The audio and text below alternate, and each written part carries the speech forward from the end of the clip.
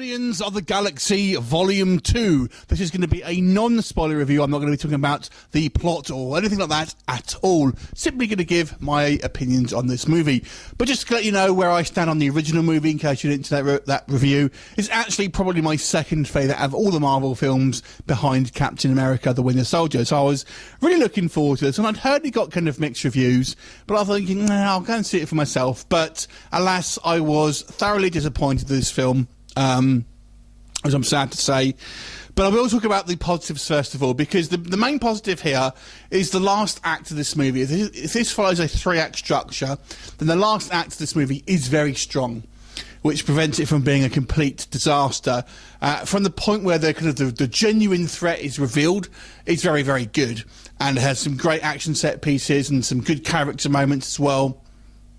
And it almost reminds me, I've seen a lot of people say, for example, the Ghost in the Shell is, it's visually stunning, but not a lot there. And that's kind of the same with this film. I found this film very beautiful to look at. There's some truly wondrous scenes, basically, of the kind of different sort of planetscapes and kind of races and things like that. It looks really fantastic. So visually, I've got to say that I really enjoyed this film.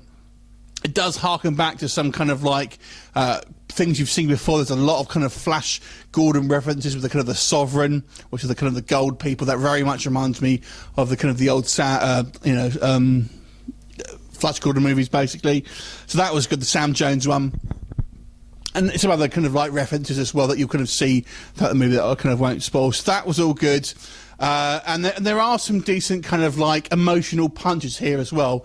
So this film is actually far more emotional than you would maybe initially think, and definitely more emotional than the first film. That even had a good emotional punch to it. So that was all good. So that was the stuff that I liked. What I didn't like, this film just seems to be... the main thing, the comedy in this film doesn't work. You've seen a few funny bits in the trailers, and I enjoyed the bits that you've seen in the trailers, but that's the best lines.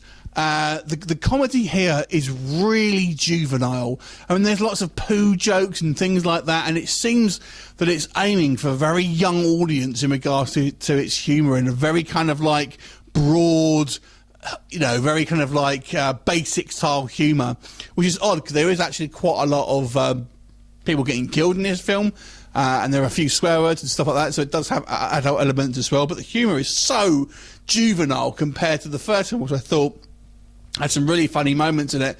I mean, I would go as far as to say as 75% of the jokes here fall flat, and I'm real flat as well.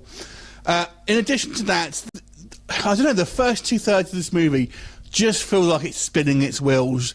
You've got the reveal of Kurt Russell's character, which is kind of fun, but it kind of really takes a little bit of time to find its footing, although he's very good in it, I will say. And they were mildly enjoyable, but the kind of, it doesn't feel like it's kind of really picking up that much. And, I mean, some of the characters, if we kind of go through it, like Baby Groot, everyone's talking about Baby Groot. He's so wasted in this film. I mean, he's just there to kind of look cute and kind of do stuff, really, and he seems not like the original Groot. It's weird because I thought he was maybe the same character, and not be kind of mentally like a baby, which he seems that he is. But he doesn't really serve any purpose in the movie other than to kind of sell merchandise and things like that.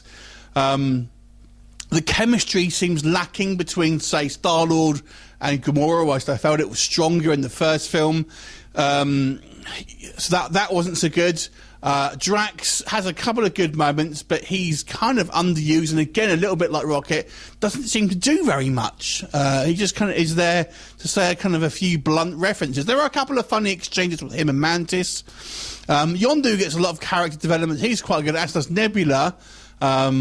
So that was all pretty good, and I quite like Mantis, who's kind of the newer character here as well. But overall, the first 2/3 of this film were, just the magic wasn't there. It wasn't funny. There wasn't a lot of action. The action that we did have was kind of played for no stakes. The enemies, I mean, there is a reveal, but I won't go into it. But they're kind of like, you've seen the Sovereign, the Gold people. They're kind of so throwaway villains. It was disappointing. I mean, there just didn't feel like there was a lot of story to it until you get to that kind of like that last third. The last third is very strong. which will stop it from being like out of the kind of the worst Marvel films for me. But it's, you know, unfortunately, it's just not a great film. I'm going to give this movie a 5.5 out of 10. Have you seen it? What did you think of it? Leave me a comment and I'll look forward to seeing you next time. Bye for now.